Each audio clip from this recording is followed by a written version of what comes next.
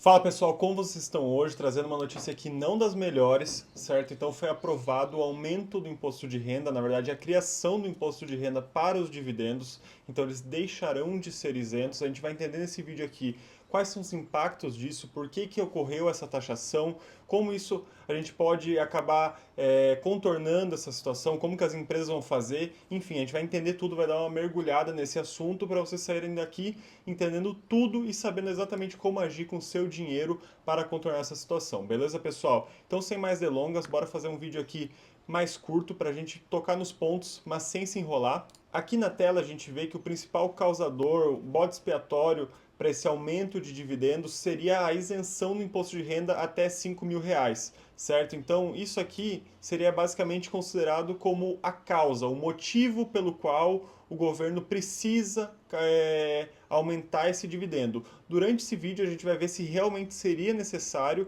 e quais são os impactos. Então é basicamente isso, a gente vai ter uma isenção de imposto de renda até 5 mil reais, certo? Depois a gente vai ter um imposto de renda progressivo, ou seja, ele vai aumentando a alíquota até 7.500, então de 5 mil a 7.500 vai ser um imposto de renda variável, que vai crescendo gradualmente, e a partir de 7.500 segue como era anteriormente.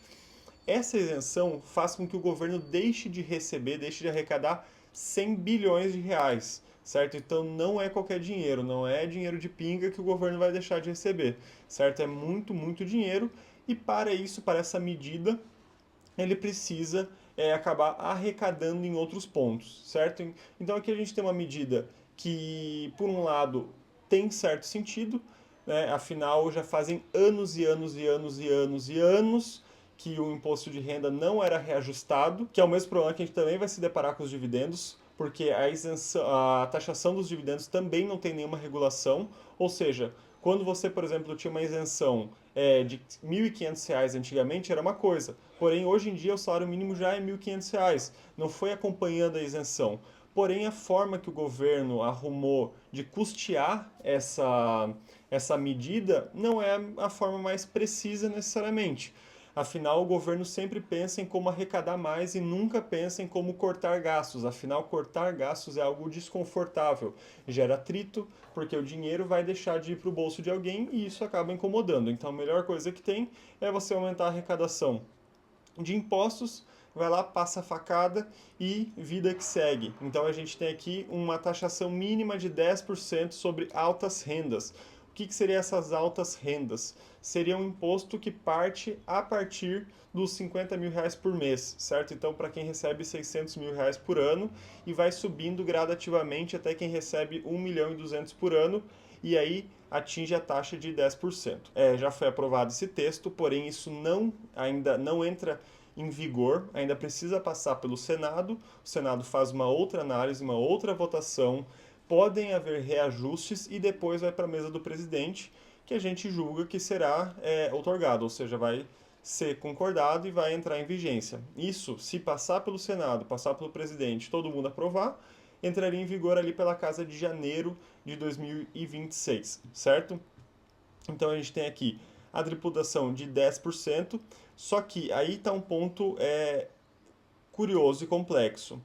Vai somar tudo que a pessoa recebe. Então vai somar salário, aluguel, dividendo, rendas do PJ, todas as rendas da pessoa. Então tem muita gente que não tem um salário de 50 mil, porém quando vai juntar com os dividendos que recebe, com aluguéis que recebe, com outras rendas, acaba batendo 50 mil e já vai se enquadrar como altas rendas, certo? Então não é 50 mil só de dividendos, é 50 mil de renda geral. Partindo aqui, como é que vai funcionar isso? A gente tem uma renda mensal de 50 mil, até 50 mil não vai pagar a alíquota de imposto de renda, vai ser zero. Porém, quando a gente parte dos 50 mil para cima, então, por exemplo, aqui uma renda média mensal de 51 mil, aqui a gente já começa a pagar 0,2%. E assim vai gradativamente, 55 mil vai pagar 1%, 60 mil 2%, 65 mil 3%, e assim vai até a gente chegar aqui no rendimento de 100 mil reais, onde a gente vai ter o pagamento integral dos 10% de IR e assim vai indo sucessivamente, certo? Então, para uma pessoa que recebe 100 mil por mês 1.200.000 por ano, vai pagar 120 mil de imposto a mais por ano, certo? Ou seja, além dos impostos que ela já pagava, ela vai pagar mais 120 mil provenientes dos dividendos. Beleza? Então essa taxação vai incidir sobre os dividendos dela. Porém, é esse o grande ponto. A taxação é sobre os dividendos, mas o lugar que você entra na tabela não é só sobre dividendos, é sobre renda. Então aqui você vai pegar o rendimento mensal seu, mas vai pagar sobre os dividendos, certo? Então aqui tá a alíquota, ela é progressiva, então a gente vê que ela vai aumentando aqui com o tempo, então ela vai de 0 a 10%. Quando a gente compara o IVA do Brasil com outros países desenvolvidos, o que seria o IVAs? É o imposto agregado, como se fosse juntar todo o imposto e montar um acumulado de impostos, ou seja, tem muitos tipos de impostos que a gente paga, tanto na receita quanto no consumo, aqui ele junta todos os impostos de consumo e monta uma taxa só. A gente vê que o Brasil é o primeiro lugar do mundo, certo? Dos países desenvolvidos, nós somos o primeiro lugar do mundo no imposto de consumo. Se isso já não bastasse, a gente começa a aumentar também o nosso imposto de renda, porque o Brasil vai na contramão do que rege as grandes economias mundiais. Enquanto as grandes economias focam em fazer taxação de receita, de imposto de renda e deixar descontado a taxação de consumo, ou seja, lá você perde mais na fonte, mas na hora de comprar você acaba pagando bem mais barato. Por exemplo, nos Estados Unidos, você vai lá, consome qualquer coisa e paga um imposto ali de em torno de 5, 6% sobre o produto. Aqui no Brasil, a gente paga uma média de 30% no consumo, além da nossa taxação de imposto de renda, certo? Então, a gente paga muito, muito mais imposto. Quando a gente compara aqui com outros países, por exemplo, a gente pega a Hungria, Croácia, Dinamarca, Suécia e Noruega. Países que são reconhecidos pela sua qualidade de vida, é, de diversos indicadores sociais. Só que a gente vê que a gente paga mais que eles e não recebe nem próximo da qualidade de vida que esses países apresentam, certo? Aqui a gente compara o imposto de renda corporativo. Então a gente vê que está aqui na zona vermelha dos países que mais pagam imposto de renda, porém a gente vê que a gente não tem qualidade de vida, mesmo pagando tanto imposto de renda, a gente não tem a mesma qualidade, por exemplo, que os Estados Unidos têm. A gente paga mais imposto que os Estados Unidos com menos qualidade, certo? Então você pega aqui a Europa. A Europa também paga bastante imposto de renda PJ, porém nem se compara com a qualidade de vida do Brasil. Então aqui a gente paga muito e recebe pouco, certo? E está indo para um progresso de pagar mais ainda e receber tanto quanto a gente já recebe hoje, que é muito pouco, certo? Então aqui novamente a gente tem o alvo do tributo, que seria quem recebe 50 mil para mais, até 1.200.000, onde vai pagar 1.200.000 por ano, que vai pagar a alíquota integral dos 10%. Então a média aqui vai ser 3,7% para quem recebe de 600 mil a 1 milhão, por ano de 3,7%, e aí para quem recebe mais de 1.200.000, aí já parte para os 10%, certo? Ponto interessante aqui, alguns tipos de investimentos vão seguir isentos, certo? Então não vão entrar nessa conta ainda. Aqui a gente tem o LCI, os CRIs e os CRAs, por exemplo, os LCAs, que são investimentos populares. Aqui tem caderneta de poupança, né, mas não é popular entre investidores. Mas entre investidores, os CRAs, LCIs, LCAs, enfim, são interessantes. Por hora, eles são isentos, eles já são isentos hoje em dia também de imposto de renda, porque não é por um motivo exótico que eles sejam isentos. Por exemplo, a gente viu recentemente o ministro Haddad falando que deveria tributar as letras de crédito para disciplinar o mercado, como se fosse uma coisa surpreendente que esses investimentos não têm imposto de renda. Só que eles rendem muito menos que os outros. E eles financiam, por exemplo, tanto o agro quanto a indústria do tijolo, a indústria das construções. Então, basicamente você emprestar para esses mercados te retorna menos. Então, o governo, o mínimo que ele pode fazer é isentar o imposto de renda ali para estimular que as pessoas invistam. Tanto que o agro é tão importante no Brasil e as construções também. Nosso mercado de construção civil é muito importante porque gera emprego, gera renda. Então não é algo de um mercado indisciplinado, como foi dito.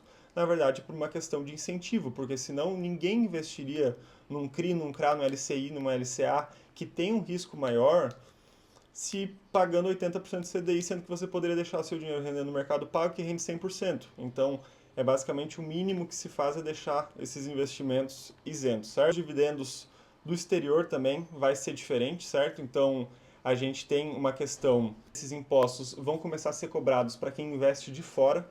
Então, se você, por exemplo, vamos considerar que pegue um investidor americano, um investidor europeu, um investidor chinês, investidor indiano, que aporta muito dinheiro no Brasil, compra, por exemplo, grandes bancos, mineradoras, Petrobras, que a gente sabe que é uma coisa comum isso acontecer, tanto que grande parte desse movimento de ascensão do Bovespa nos últimos meses foi por conta de investimento estrangeiro, a gente vê a importância desse dinheiro que entra de fora, esse dinheiro que vem em euro, dólar, por exemplo. Só que essas pessoas vão começar a pagar imposto sobre esses dividendos também. Ou seja, vai desestimular o investimento externo, o aporte financeiro externo aqui no Brasil. Isso é péssimo para as nossas ações. Isso tira o estímulo, porque, por exemplo, um investidor que vai optar por investir numa Petro, ao invés de investir numa Shell, numa ExxonMobil, por exemplo, numa Chevron, ela geralmente vai considerar a Petro ter um upside maior, com uma possibilidade de ganhos de dividendos maior, porque é isento, enfim. Agora que ele vai pagar mais imposto sobre isso, talvez ele considere investir em outra petrolífera, por exemplo. Ou alguém que vem investir aqui na Vale porque acha interessante os dividendos, que paga bem, talvez pense em investir, por exemplo, numa Rio Tinto, que é uma mineradora tão grande quanto, mais estruturada, enfim. Então fica esse ponto aí que a gente sabe que é algo que pode acontecer de desestimular, certo? Então aqui no curto prazo a gente tem impactos para o governo, que vai ser aumento de arrecadação, certo? Isso tem uma vantagem governamental. Pode ser que isso com certeza ajuda a economia, principalmente entre classes C, D e E. Isso é inegável, isso não é uma coisa ruim, onde a gente vai se indispor, pelo menos eu que sou uma pessoa que defendo impostos mais baixos, não isentos, né, mas mais baixos, acho positivo que ocorra essa isenção de imposto, porém eu acho uma infelicidade que a solução para esses impostos, para essas isenções, seja aumentar impostos para outras pessoas, ao invés de cortar gastos que a gente sabe que o funcionalismo público e os lobbies custam muito caro para o país. Então, no curto prazo também a gente tem um ponto negativo de volatilidade de mercado, certo? Então, essa volatilidade vai aumentar, muita gente vai desinvestir, mudar o rumo, começar a aportar em outras empresas.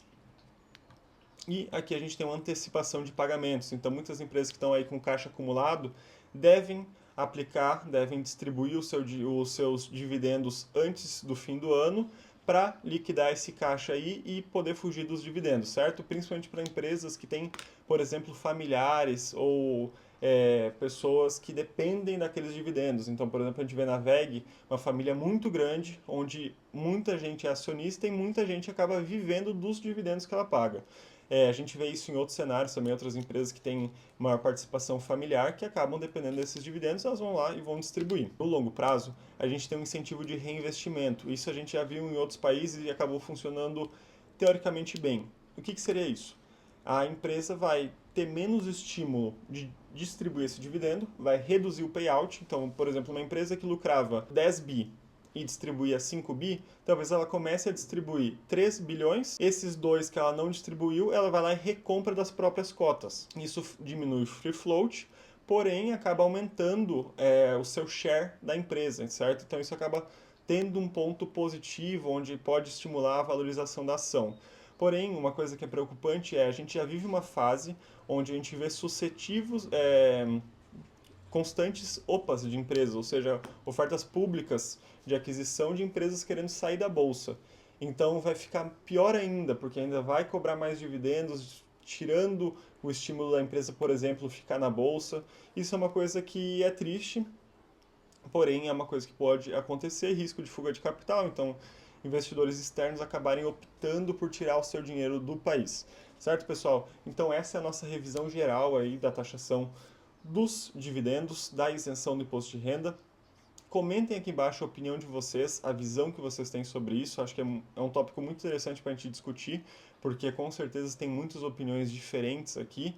e acho que seria bem interessante a gente ter uma discussão respeitosa aí embaixo. Beleza, pessoal? Gostou do vídeo? Curte aí e se inscreve para fortalecer. A gente está com uma meta de 1.000 inscritos até o fim do ano. Se Deus quiser, vai dar certo. Estamos trabalhando duro para isso. Beleza, pessoal? Pela sua atenção até aqui, meu muito obrigado. E tá aparecendo um vídeo aí recomendado para vocês assistirem. Se curtir, já assiste aí também para fortalecer. Beleza? Valeu!